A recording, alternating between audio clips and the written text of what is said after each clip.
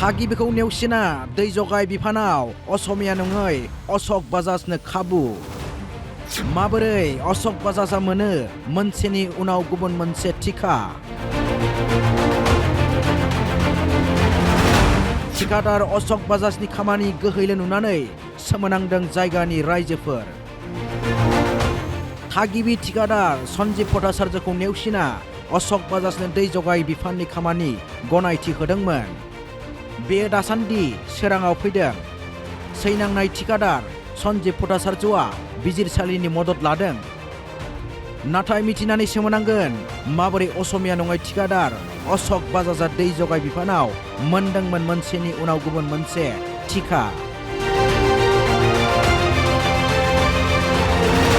थिकादार अशक बाजाजा उदालगुरियाव मोनदोंमोन मोनथाम बिथांखिनि खामानि सपनगावआव 3,80 लाखनि खामानि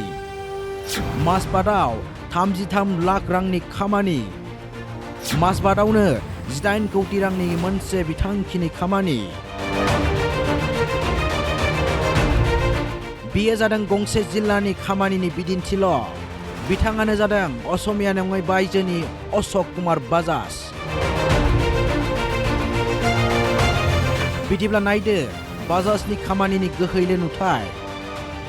BTCनि मासबादाव सोलिबाय थानाय बाजाजनि खामानि बाजाजनि खामानिखौ लानानै गोजोननाय गैया जायगानि रायजोफोरा गाहाय मानदान्दानि खामानिजों धोन जाख्ल'नायनि अजद जायगानि रायजोफोरनि খিঞ্চনৰ কামবিলাক একদম ভালদৰে হোৱা নাই লিহিয়াকৈ হৈছে আৰু কেণ্ডেলবিলাক টাৰাটাৰি কৰি কৰিছে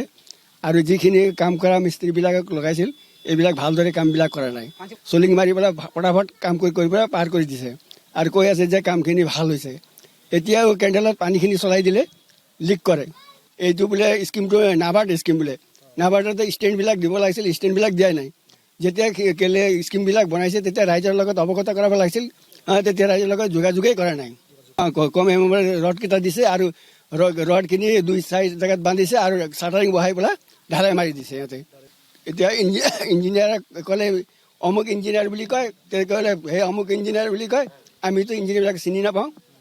কোন ইঞ্জিনিয়াৰ হয় কোনে ক'ৰ ইঞ্জিনিয়াৰ 10টা-12টা আহি থাকে কোনে আহে কি হয় সিহঁতক আমি আজিলৈকে দেখাই दै जगाय बिफाननि बिबानगिरि बिथांमोना मोजाङै खोनासं बे अजदखौ बेबायदि गाहाय मानदान्दानि खामानि मावनायनि अजद थासेयावबो सोलो बोलो स्रोदै असमिया नङै थिकादार अशक कुमार बाजाजनो खामानि गनायथि होनाया मा जानो हागौ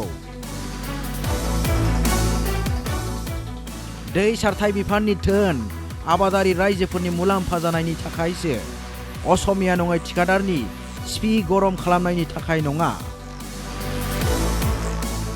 अशक बाजाजनि खामानिखौ लानानै आबादारि रायजोफोरनि बेबायदि गोजोन गैयैनि उनावबो उदालगुरिनि दै जगाय बिफाना मानो सिरि बिफाव लादों गाहाय मानदान्दानि खामानि बन्द खालामनांगौनि दाबि खालामदों जायगानि रायजोफोरा बेबायदिनो गुबुन जायगायाव सोलिबाय थानाय अशक बाजाजनि खामानिनि सायाव फैदों मोनसेनि उनाव गुबुन मोनसे अजदा आफाद गौथुमफोराबो दासान्दि दाबि खालामदों थाबैनो दै जगाय बिफाना असमिया नङै थिकादार अशक बाजाजों लोगोसे थानाय नेक्सास बन्द खालाम